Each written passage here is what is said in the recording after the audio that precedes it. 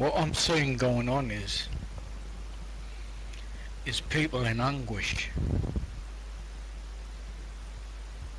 And this is why there's so much going on around us. But for those who stand on Christ, who rest in Christ, will not be affected. The anguish of hearts and minds are from those who haven't entered in, who haven't accepted Christ. They're still part of the world. And those who set themselves free from the enslavement of the world will stand like a beacon, and everything will just bounce off them, what's going on.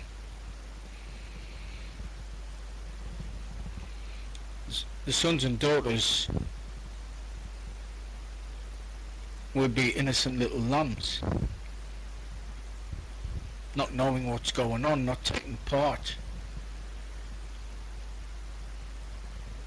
And I've seen many Christians, many churches taking part in protests and causes, etc., etc. But this isn't what we're called to do. We're called to set ourselves apart from the world, not getting involved, not taking part, not looking at the things of the world, but looking to Christ. And this is what the Lord is telling us to do for our own good. And we will be under His covering. When people's anguish turn angry,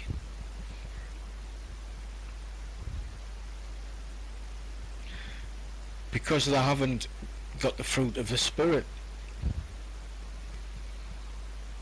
they haven't seek Christ, they didn't seek Christ, or some of them, many did, but they've turned their back on Him. And that was the fault of the churches, why people haven't entered in, because they didn't recognize the Messiah leading them, pleading with them, knocking on the door of their hearts.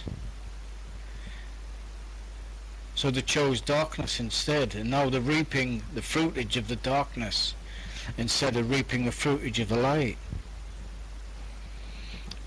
And many Christians are in anguish as well because of having one foot in the world and one foot in the kingdom.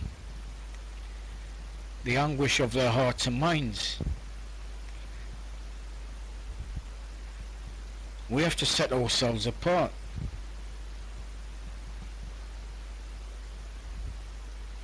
There has to be a big gap, a chasm between us and the world. And we have to stand up with confidence to proclaim His goodness and mercy.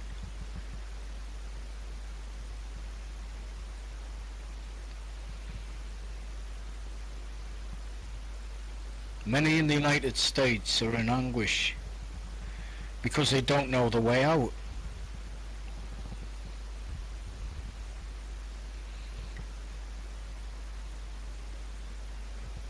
But the darkness has to get so dark so the light can be seen, so people will begin to seek the way out, and people will begin to realize that there's only one way out. This is why the anguish of hearts and minds is going on, and those in those who don't rest in Christ, who are not in union with Christ.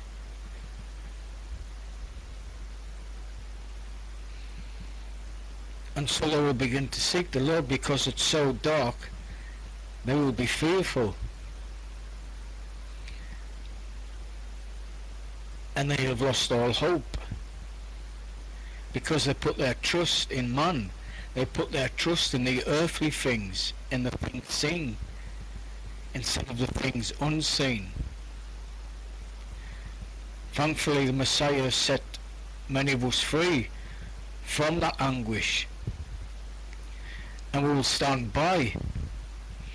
We will stand by as people run to and fro, wondering what to do, where to go. But the Messiah, in his mercy and goodness, will have a light shining bright, so they know where to go.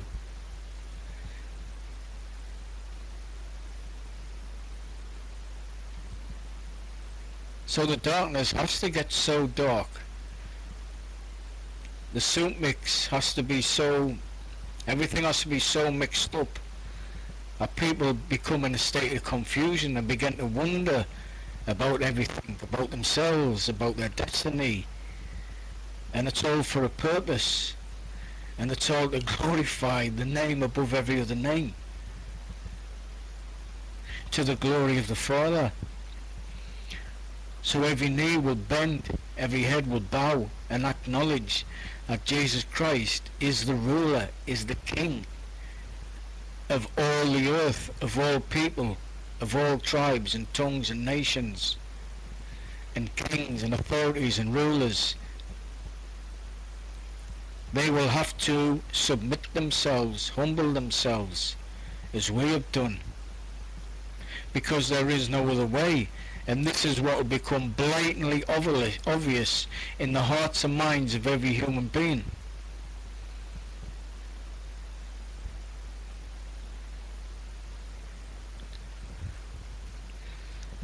So stand strong, brothers and sisters. Let the world get on with what they're doing. Stand strong, stand firm.